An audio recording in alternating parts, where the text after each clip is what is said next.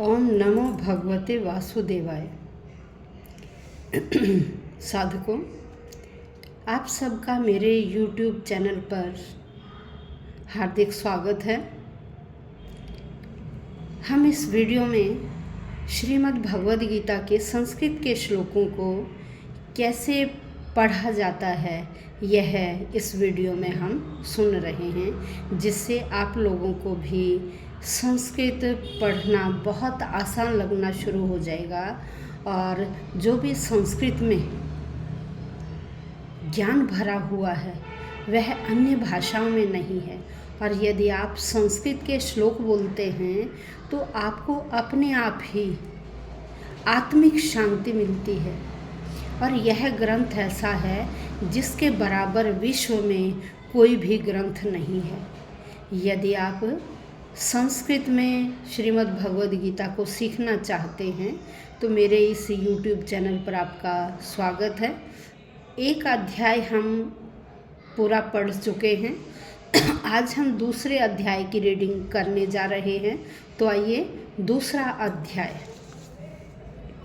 ये देखिए, मैंने आपको यह बताया था कि ओ की मात्रा के बाद यदि यह एस का सिंबल दिखाई दे तो संस्कृत में यह अ होता है, लेकिन जब हम पूरे शब्द का उच्चारण करते हैं तो वहाँ हम इस ए का उच्चारण नहीं करेंगे। हम पढ़ेंगे द्वितीयोध्यायः, द्वितीयोध्यायः, अथ द्वितीयोध्यायः। संजय उवाच। आइए श्लोक संख्या 1। तम तथा कृपया विष्टम श्रुपूर्णाकुलेक्षणं विषिदन्तं वाक्यमुवाच मधुसूदनः। फिर सुनिए, तम तथा कृपया विष्टम श्रुपूर्णाकुलेक्षणं विषिदन्तं वाक्यम उवाच मधुसूदनः। तो पाठकों, यदि किसी ने चैनल सब्सक्राइब नहीं किया है तो वह चैनल सब्सक्राइब कर दें, ताकि मेरे आगे आने वाली वीडियो का नोटिफिकेशन आपके पास पहुंच जाए और आप किसी भी वीडियो से वंचित न रह सकें। लाइक कीजिए, शेयर कीजिए और अपने बड़े बूढ़ों को भी और अपने बच्चों को भी इस ग्रंथ के बारे में सुनाइए और बताइए कि यह हमारा ग्रंथ विश्व में अद्वितीय ग्रंथ है, इसके बराबर कोई भी ग्रंथ नहीं है। श्री भगवान वाच। अब आइए श्लोक संख्या 2। कुतस्त्वा कश्मलमिदं विश्वे समुपस्थितम् अनार्यजुष्टं स्वर्ग्यं कीर्तिकरम्। अर्जुन, कुतस्त्वा कश्मलमिदं विश्वे समुपस्थितम् अनार्यजुष्टं स्वर्ग्यं कीर्तिकरम। अर्जुन। अब आइए श्लोक संख्या 3। क्लैब्यम मा स्म गमः पार्थ। मैंने आपको बताया ये ऊपर वाला जो र है ये इससे पहले वाले वर्ण के बाद बोला जाएगा। पार्थ आ के बाद र है ना, तो थ के ऊपर है, लेकिन हम आ के बाद बोलेंगे पार्थ नई तत्वयुपपद्यते। अब ये देखिए, ये क्या है, द और यह मिला हुआ है, तो उच्चारण क्या किया हमने, उपपद्यते, द और यह। ठीक है। क्लैब्यम मा स्म गमः पार्थ नई तत्वयुपपद्यते क्षुद्रम हृदय दौर्बल्यम। अब यहाँ देखिए ब के ऊपर है तो दौ के बाद बोलेंगे हृदय दौर्बल्यम त्यक्तवोत्तिष्ठ। यहाँ डबलता है ये, त्यक्तवोत्तिष्ठ परन्तप। क्लैब्यम मा स्म गमः पार्थ नई तत्वयुपपद्यते क्षुद्रम हृदय दौर्बल्यम त्यक्तवोत्तिष्ठ परन्तप। श्लोक संख्या 4 पर आइए। अर्जुन उवाच कथं भीष्ममहं संख्ये द्रोणं च मधुसूदन ईशुभिः प्रतियोत्स्यामि पूजार्हा वरिसूदन। कथं भीष्मम् अहं, भीष्मम् अहम अगर अलग अलग करते हैं और इकट्ठा तो भीष्मम् अहं संख्ये द्रोणं च मधुसूदन ईशुभिः प्रतियोतस्यामि पूजारः वरिसूदन। श्लोक संख्या 5 पर आइए। गुरुन् हत्वा हि महानुभावान् श्रेयो भोक्तुं भक्ष्यं पिह लोके हत्वार्थ कामांस्तु गुरुनिहैव भुञ्जीय भोगान् रुधिर प्रदिग्धान्। गुरुन् हत्वा हि महानुभावान् श्रेयो भोक्तुं भक्ष्यमपि लोके हत्वार्थ कामास्तु गुरुनिहैव भुञ्जीय भोगान् रुधिर प्रदिग्धान्।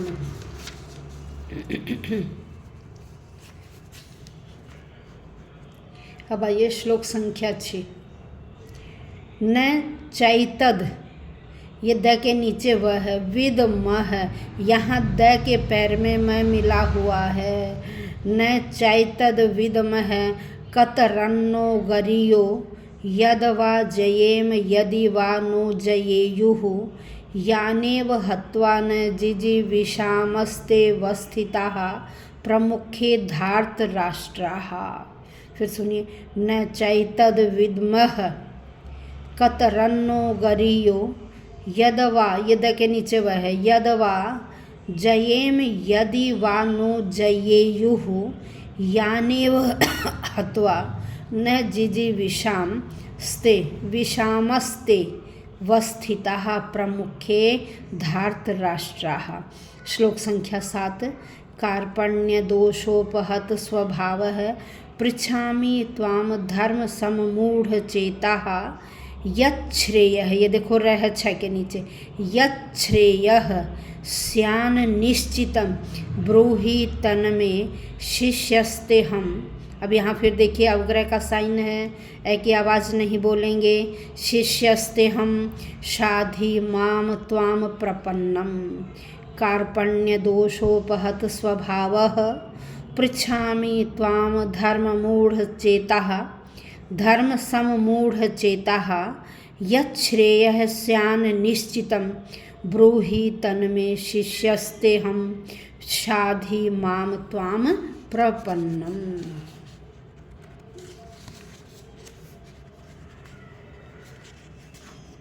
देखिए कितने सुंदर चित्र हैं।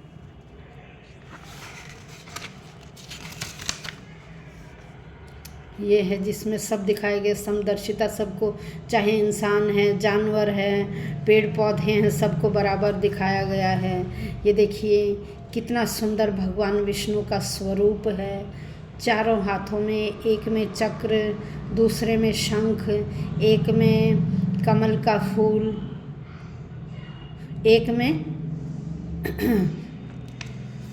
गुलाब, कमल का फूल और गदा हाथ में है। अब यहाँ देखिए, यहाँ पूर्ण समर्पण के लिए भगवान श्री कृष्ण अर्जुन को कह रहे हैं, यह संसार का व्यक्ति किन किन दुखों से जलता है, किन किन दुखों में जलता रहता है, तो कौन कौन से हैं। वासना है, काम है, क्रोध है, लोभ है, अहंकार है, फिर मद मत्सर है, द्वेष है, वैर है, हिंसा है। इनमें व्यक्ति जलता रहता है। लेकिन जब ये चार चीज़ हो जाती हैं, निष्काम भाव से व्यक्ति काम करता है, निष्प्रिय किसी तरह की इच्छा नहीं रहती, निर्मम ममता भाव भी खत्म हो जाता है और निरहंकार, किसी प्रकार का अहंकार नहीं रहता, तो ऐसे व्यक्ति को दिव्य आनंद की प्राप्ति होती है। यहाँ श्री कृष्ण अर्जुन के साथ हैं, विजय, विभूति, नीति और श्री हैं यहाँ।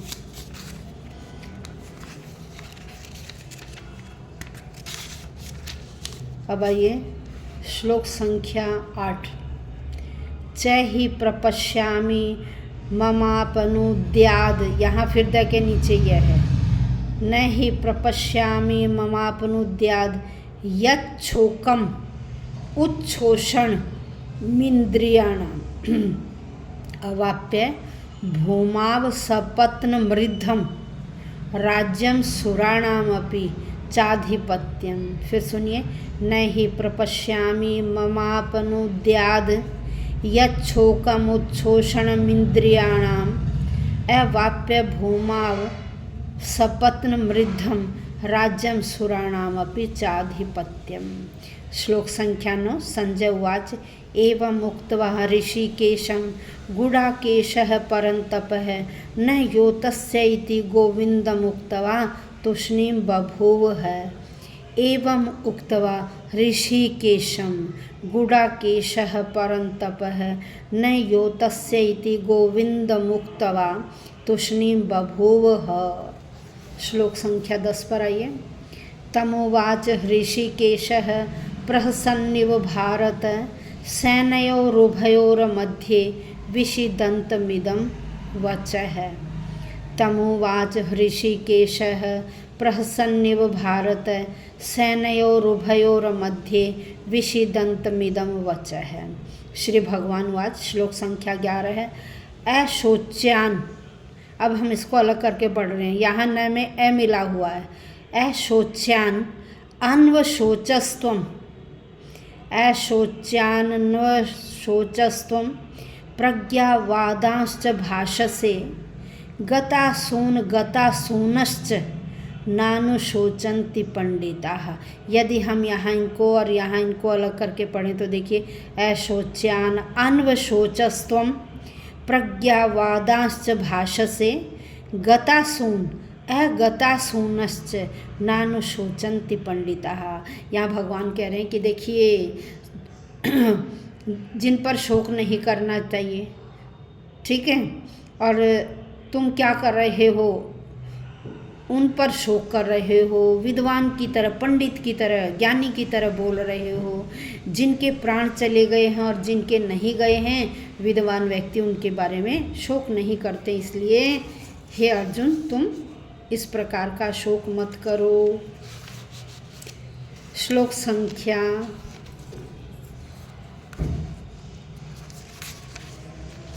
12 है। श्लोक संख्या 12।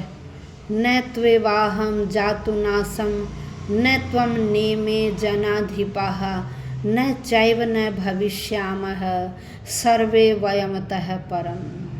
न त्वेवाहं जातुनासं न त्वं नेमे जनाधिपाः न चैव न भविष्यामः सर्वे वयमतः परम्।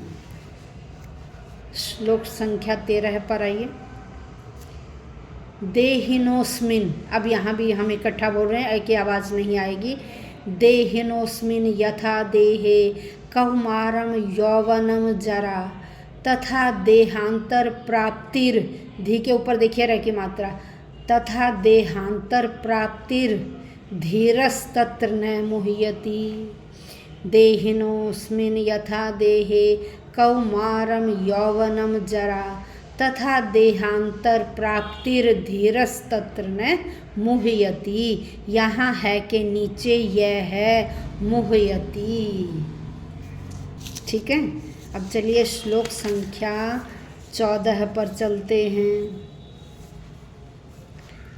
श्लोक संख्या 14 है। मात्रा स्पर्शास्तु कौन्तेय शीतोष्ण सुख दुःखदाः।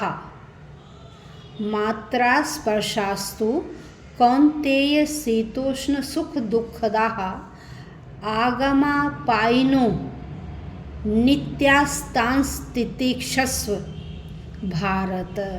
फिर सुनिए, अलग अलग देखिए कैसे बोलेंगे। आगम अपायिनः अनित्याः तान् तितिक्षस्व भारत। मात्रा स्पर्शास्तु कौन्तेय शीतोष्ण सुख दुःखदाः आगमापायिनो नित्यास्तांस तितिक्षस्व भारत। श्लोक संख्या 15 पर आइए। यम ही न व्यथयन्त्येते पुरुषं पुरुषर्षभ सम दुख सुखम धीरम सो अमृतत्वाय कल्पते। फिर सुनिए, यम हीन व्यथयन्त्येते पुरुषम पुरुषर्षभ सम दुख सुखम धीरम सो अमृतत्वाय कल्पते। आज हमने श्लोक संख्या 15 तक की रीडिंग की है, तो इसे आप लोग 2 बार 3 बार 4 बार वीडियो बार सुनिए और रीडिंग करके देखिए। आपको बहुत जल्दी संस्कृत पढ़नी आ जाएगी और आप मुझे कमेंट में लिखकर भेजेंगे कि मैडम हमें तो बहुत जल्दी बोलनी आ गई है, और बिल्कुल शुद्ध बोलेंगे।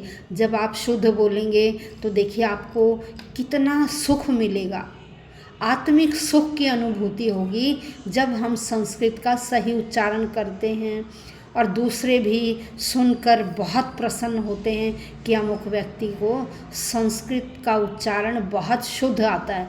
और जब हम संस्कृत का सही उच्चारण करते हैं या हिंदी के शब्दों का सही उच्चारण करते हैं, स्वर व्यंजन का, तो बहुत सारी हमारी छोटी छोटी बीमारियां तो स्वयं ही खत्म हो जाती हैं।